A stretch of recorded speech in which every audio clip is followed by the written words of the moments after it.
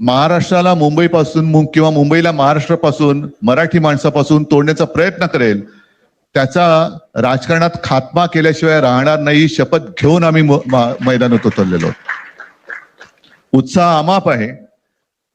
मी तुमच्या सर्वांच्या माध्यमातून मला कल्पना आहे की आज केवळ महाराष्ट्रच नाही तर अख्खा देश बघतोय.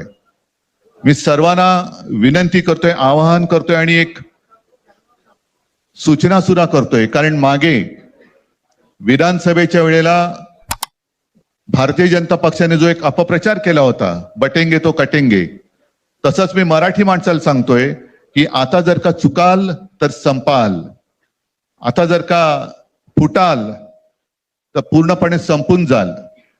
म्हणून परत एकदा तुटू नका, फुटू नका आणि मराठीचा वसा टाकू नका, हाच एक संदेश मी आमच्या दोघांच्या युतीच्या निमित्ताने संपूर्ण महाराष्ट्राला देतो आहे.